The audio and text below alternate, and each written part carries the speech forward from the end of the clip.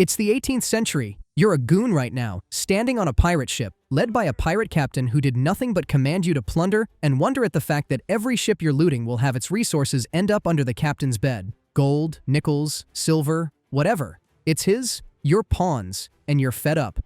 One day, you and your other mates agreed in secret that you guys will overthrow the captain because y'all are getting close to nothing under this administration. That's exactly what you did. So, you tied the captain's shoes while he was sleeping. You tied the other end of the rope to the brig, and you dropped poor Captain Jack Woodpecker into the sea and went full sail, so he got dragged along with it while he's 10 feet underwater. He's not living through that one. I mean, would you live if you were in the captain's position? Exactly. Just for good measure, you also did the same thing to his chief mate. Now you're left with a ship without a captain, resources without division, and the other pirates elected you as the next captain. Habemus Pirate, someone probably said. And there you have it. You're now the pirate captain elected by a bunch of people like you. Deadbeats, drunkards. One guy's the descendant of Ivar the Boneless, so that's a good thing, but his parents are siblings, so that cancels it out. Then most are capable of what they're doing, with a slight tendency of going psycho. The Straw Hat Pirates don't have a chance. Losing to you. Anyway, this is your one and only chance to be the venerable Pirate King and be better than Monkey D. Luffy. You have experience, so it's for sure that you're not going to turn the Jolly Roger into another Titan submersible, right? Right? This is not going to go well for you, but set sail for Neverland for now. It's your first morning as captain, and it already smells like a bad idea. You wake up in a bed that still has the previous captain's sweat embedded in the pillow and one boot missing from your foot, even though you were definitely wearing two when you passed out. Before you can even figure out who stole it, the door slams open and one of the crew starts screaming about how he wants the cow. You don't even know what cow, but apparently it's the one from the merchant ship you raided yesterday, and he's claiming it because it looked at him first. Then another guy, the one with the weird twitch and 3 fingers on each hand like he had a Tyrannosaurus Rex as a grandfather, demands gold. All of it, because he manifested it during a hangover. You try to calm them down by asking for the loot manifest, only to find out there isn't one. No records, no maps, no clue where the ship's heading, no inventory of what you even have. Captain Jack Woodpecker, may he rest under 10 feet of seawater, didn't believe in paper as it turns out.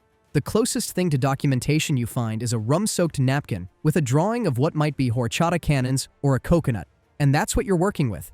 You step outside hoping for maybe 5 minutes of peace, but instead, you get to witness 2 grown men fist-fighting over who gets to wear the captain's hat for the night like it's some twisted sleepover game. One of them is using a dead fish as a weapon, the other's just swinging wildly while screaming about ancestral pirate rights. You try to intervene, only to get slapped in the face by a flying boot, which might be yours, but you're too busy trying not to cry to check. Someone proposes a new system where loot is divided based on who's had the most near-death experiences. Another guy calls that stupid, so naturally, he gets stabbed in the thigh with a fork.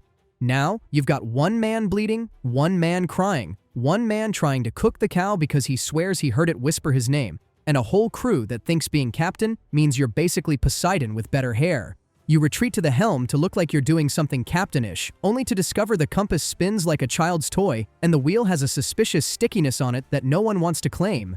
You ask where you're even sailing, and no one can answer you because no one knows, but everyone has a strong opinion anyway. North, west, home, space, it's all just guesses shouted louder than the last one. You stand there, in the middle of this floating mistake, wearing a hat that smells like pickles, surrounded by a bunch of professional disasters with sharp objects, and you finally realize something very important. You might be the captain now, but you're still just a guy who's probably going to die in a very stupid way. And honestly, the only thing more terrifying than being under Captain Jack Woodpecker's rule is knowing that you might actually be worse than him. You're not even mad about it. Just tired. Very tired. And still missing a boot. You're still missing a boot, and now you're also missing the will to exist, because it turns out being a pirate captain is just being a babysitter with a hat and unpaid trauma. First thing you have to do is figure out who's been hoarding the food, because somehow there's only 1 crate of biscuits left, and it's already been half-eaten by rats who seem to have unionized.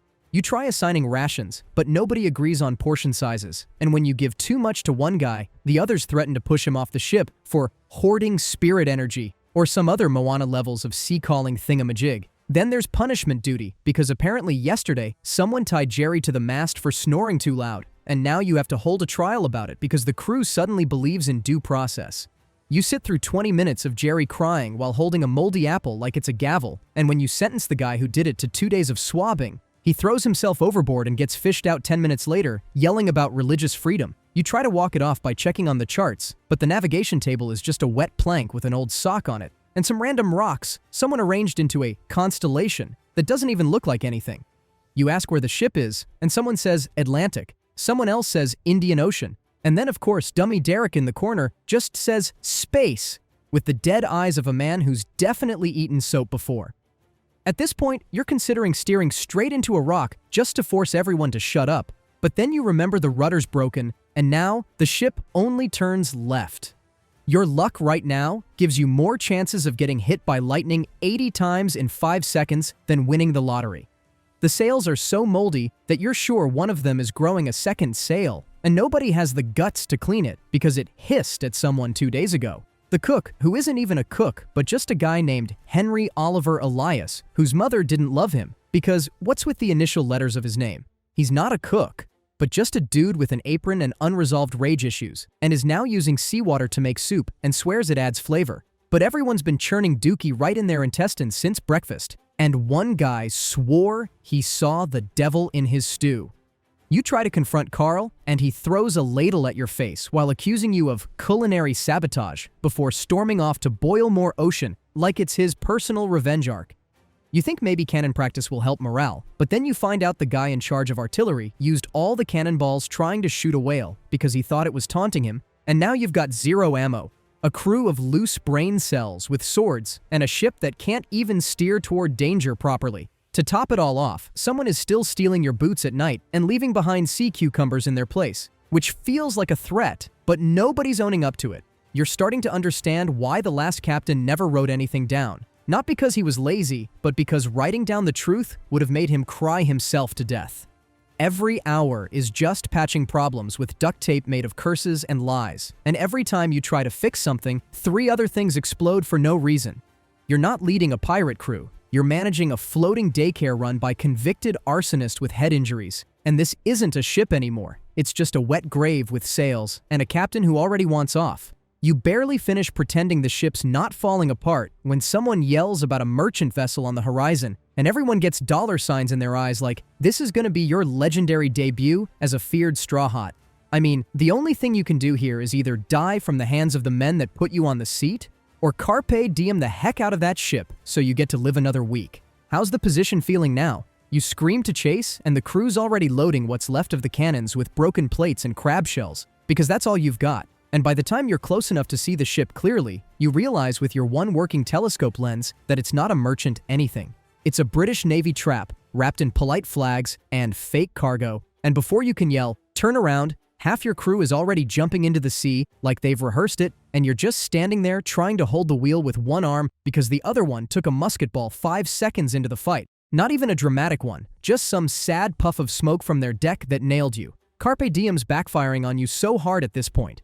Your own cannons refuse to fire, because of course the gunpowder is soaked like a sponge because some genius stored it right next to the grog and never labeled anything. So now you're ducking while everyone still on board is screaming and throwing insults at you louder than they're throwing weapons, and after 10 minutes of what could only be called a slaughter, if it had any dignity, you limp away with your sails ripped open like sad curtains. 3 new holes punched into your hull from their polite warning shots, and for some reason, your pants are missing. No one knows how or when, so now you're shirtless, bleeding, pantless, and dragging what's left of your ship while trying to announce it was a tactical withdrawal. But no one believes you, and they start whispering the word jinx behind your back like you brought bad luck by existing. And now that your ego's been kicked into the ocean, you get to deal with the fallout because now everyone wants to be paid for that absolute clown show, and they're calling it combat compensation even though the only thing they fought was their own will to stay alive.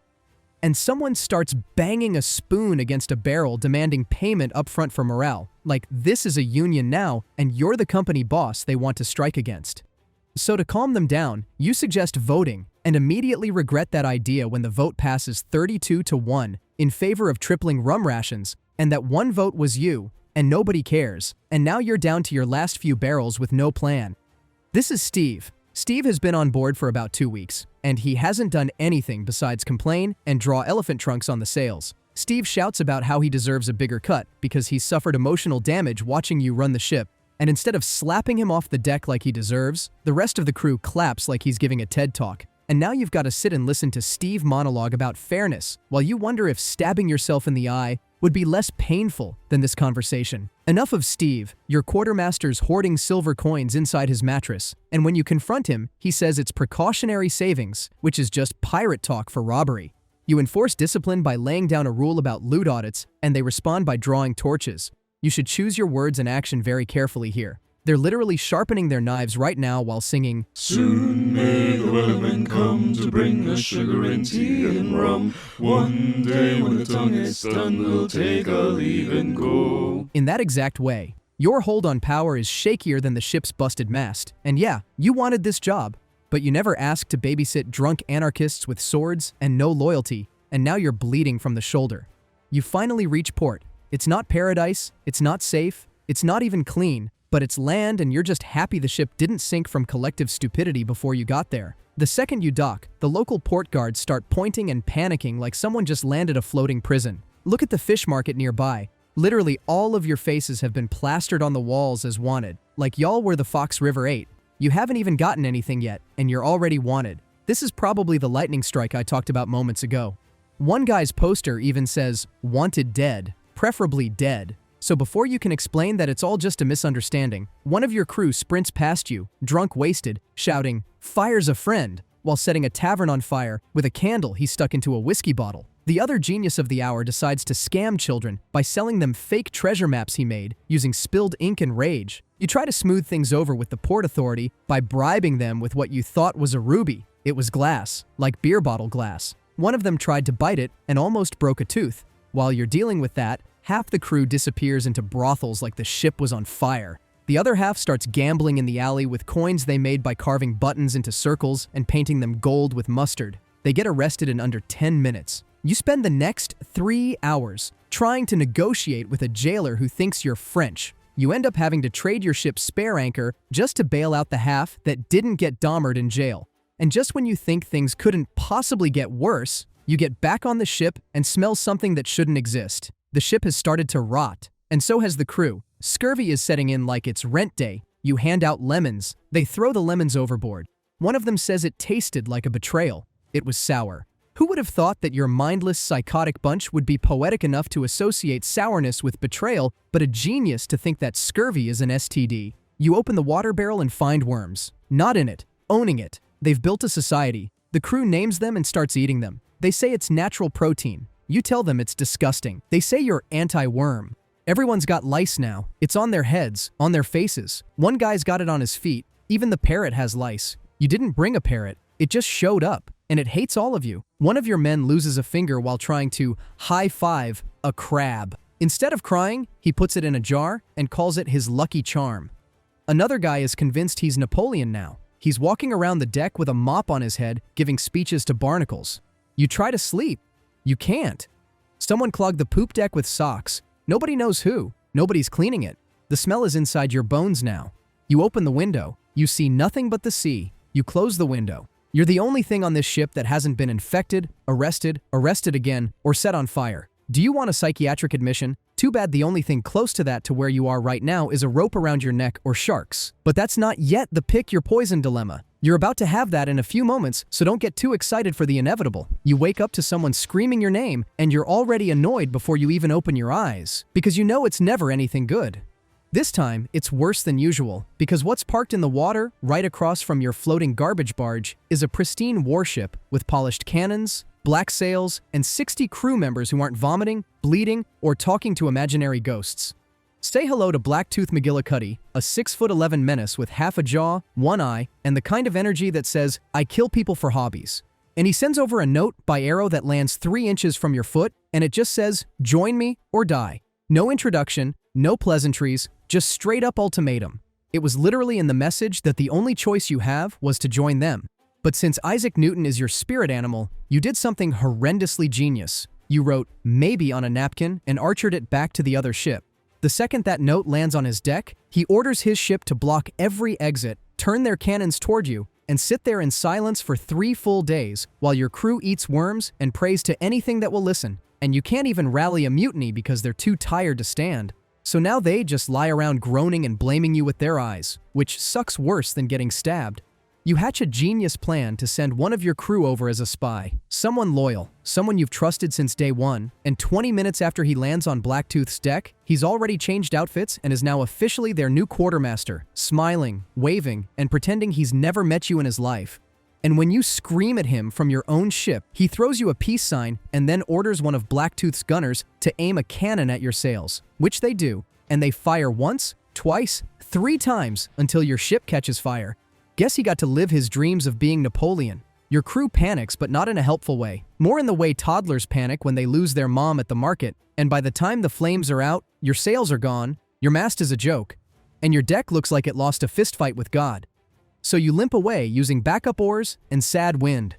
The only thing you have left to show for this brilliant military encounter is a half-melted compass and a barrel of fish guts someone thought was soup, and depending on how hard you're clinging to this captain thing, you're either the dumbest man alive or the most stubborn, because everyone around you has given up and moved on emotionally. But you're still there at the wheel, pants half burned, eyelid twitching, acting like you still have a crew worth leading when all you've got is disease, debt, and a goat that now stares at you while chewing someone's belt. If this is what Rivalry looks like, then surely Adam Sandler is 10 times better than LeBron James at basketball. Blacktooth McGillicuddy's ship isn't just bigger, it's cleaner, faster, and full of people who are closer to finding the one piece. And here you are, living the life of pie. It's been a week of eating nothing but boiled barnacles and lying to yourself that leadership is a privilege and not just non-stop punishment with a fancier chair. While you sit at the helm trying to figure out how many more days until your next emotional breakdown, the crew's been having secret meetings behind barrels and giving you side-eye every time you speak, like they're counting down to something, and then one morning, you walk on deck and nobody looks at you. Not even the goat, which would have been fine except you didn't even say anything yet, and somehow everyone's holding rope like it's casual Wednesday. Before you can ask what the heck is going on, your first mate walks up with that stupid, "you had your chance" face and gives the most dramatic speech you've ever heard in your life about trust and incompetence and the sacred duty of piracy while wearing your old shirt like a spiteful little wuss. When you try to clap back, all that comes out is your stomach growling because you haven't eaten anything that wasn't wriggling in 2 days, and instead of defending you, the goat walks over, snorts, and leaves.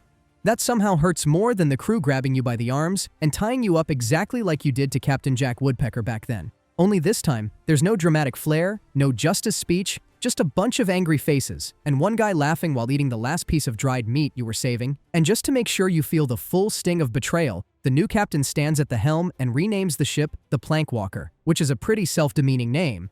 But that's the way the wind blew on you.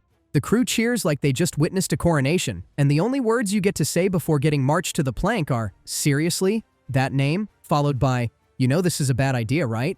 But nobody listens, because Mutiny has no room for feedback. It's what you guys did all over again, just with you as the target. You try to make a last-ditch plea for mercy by saying you can still be useful. You can clean the poop deck, or fight sea monsters, or at least scream at clouds to boost morale. But the goat walks up and headbutts you square in the groin, and you fall backward off the plank without any last words. Just one long scream that gets cut off by seawater and the crushing realization that this was never going to end in a throne. Now you're just floating in the ocean with your hands tied and seaweed curling around your face. As you bob in the current surrounded by fish that want nothing to do with you, you start replaying every single idiotic choice that got you here, as if you haven't done the same thing at the very beginning of your journey towards becoming the pirate king turned shark feed. Eventually you drift to shore, half dead, sunburnt, and smelling like fermented urine, whatever that smells like. Here, a bunch of locals spot you, recognize your wanted poster from the market, and tie you up using fancier knots than your crew ever learned. And next thing you know, you're standing in court, shirtless, shoeless, and still dripping, while a judge naps through your entire trial and the prosecutor makes up half the charges just to speed things along. Before you even had the time to plea something with the people, you're sentenced to hang at dawn in the town square with a crowd of children waiting to throw overripe fruit at your feet like it's Tomatina Festival. As you're dragged to the gallows and someone hands you a scroll to write your last words, you just sing, "Hoist the colors." Really, what exactly can you do in a situation like this? None. As the noose tightens and the sun hits your face one last time, all you can think about is how this started with one decision to overthrow the captain and ends with you swaying gently while pigeons circle above. No one mourns you or writes your name down. The crew sails off without you, and the only soul that remembers you is that goat, who ends up getting adopted by a rich merchant, renamed Commodore Beans, and lives another 15 years being fed grapes on a private yacht while you rot under a tree with a wooden marker that just says, Nolite fieri, si chut hic homo.